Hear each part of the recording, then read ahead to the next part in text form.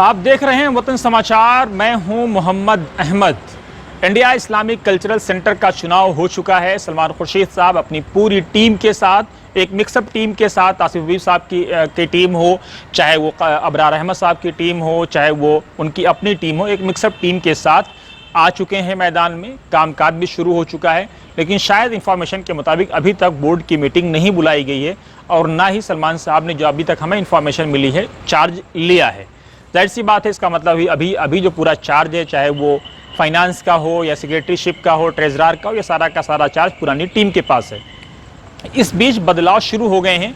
VIP room से तख्ती ज़रूर उतार दी गई है, लेकिन स्टिल वो वीआईपी रूम है, उसमें ताले लगे रहते हैं। एक और बड़ा आज बदलाव देखने को मिला। सुबह अबूजर साहब का मैसेज आया कि इंडिया इस्लामिक कल्चर सेंटर के जो फाउंडर्स थे, उनकी तस्वीरें भी टॉम के नीचे लगा दी गई हैं। एक साहब की तस्वीर रह गई है, वो भी लगा दी जाएगी। एक बड़ा सवाल यह है कि जहां पर तस्वीरें लगाई गई हैं, उनको हम समझने की कोशिश करते हैं। उन जगहों पर जब आप देखेंगे तो इससे पहले प्रॉफिट मोहम्मद सल्लल्लाहु अलैहि वसल्लम के बारे में वहाँ पे कुछ लिखा हुआ था, एक पूरा डिटेल में।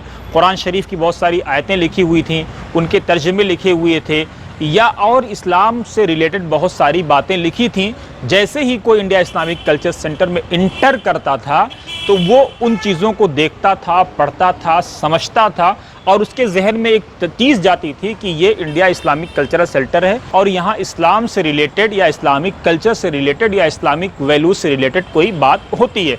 लेकिन अब जैसे ही कोई गेट नंबर 5 से टॉम के नीचे आएगा या गेट नंबर 3 से टॉम के अंदर जाएगा या मेन ऑडिटोरियम की तरफ ऊपर जाएगा, तो सबसे पहले उसके सामने ये तस्वीरें सामने आएंगी, जो तस्वीरें लगाई गई हैं। चाहे वो बदरुद्दीन तैयब जी की तस्वीर हो, चाहे वो चौधरी आरिफ साहब की हो, चाहे वो हकीम साहब की हो, या बेगम आबिदा अहमद की हो।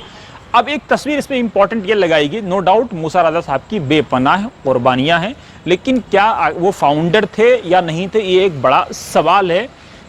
एक और बड़ा सवाल है कि इसके साथ साथ जो तस्वीरें लगाई गई हैं, उस पर हमें यह भी गौर करना होगा कि उस वक्त चौधरी, अगर मूसा रज़ा साहब की तस्वीर लगानी ज़रूरी थी, ये लोग बहरहाल ये बोर्ड समझता है और बोर्ड के लोग समझते हैं, तो उस वक्त चौधरी आरिफ साहब के राइट और लेफ्ट में कौन लोग रहते थे, उनकी क्या कुर्बानियाँ हैं, क्या उनकी तस्वीरें भी लगाई जाएंगी?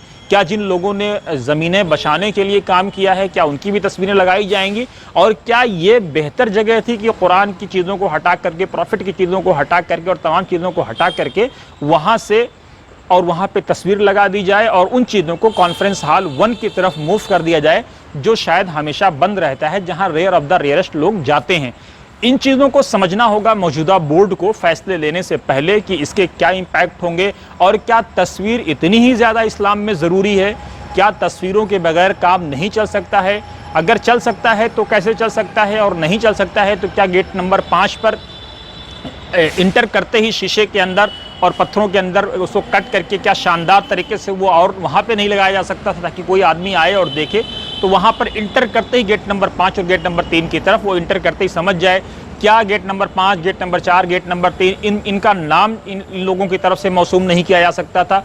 और बहुत सारे काम इन लोगों के लिए किए जा सकते थे या आने वाले दिनों में किए जा सकते हैं। ये टीम सलमान को सोचना होगा कि वो अपने कदम जो बढ़ा रहे हैं, क्या उससे इंडिया इस्लामिक कल्चर सेंटर को फ़ायदा हो रहा है या उसकी इमेज मस्क हो रही है, इसका भी ख्याल करना होगा। क्योंकि जो कुरान से रिलेटेड या प्रॉफिट से रिलेटेड जो चीज़ें हैं, वो इंटर करते ही अगर दिख जाएं तो ज़्यादा बेहतर है, ताकि लोगों को जो अंडरस्टैंडिंग अबाउट इस्लाम है या रिमूविंग मिसकंसेप्शन अबाउट इस्लाम है, जो इंडिया इस्लामिक कल्चर सेंटर के बायलॉज में शामिल है, वो चीज़ कम से कम धरातल पे दिखाई दे।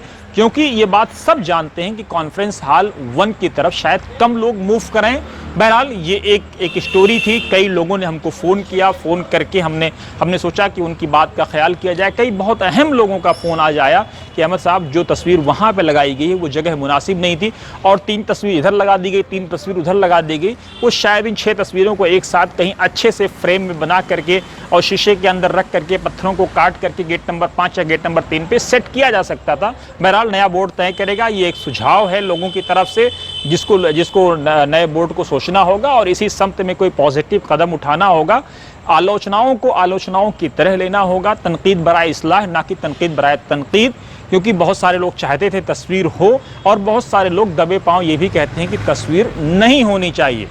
क्या है इसके लिए उलमा और मुफ्तियान बैठे हुए हैं। हम कोई मुफ्ती नहीं है, ना कोई आलिम है, एक जाहिल आदमी है। तमन्ना दर्द दिल की हो तो खिदमत कर फ़कीरों की, नहीं मिलता ये जौहर बादशाहों के ख़ज़ीनों में।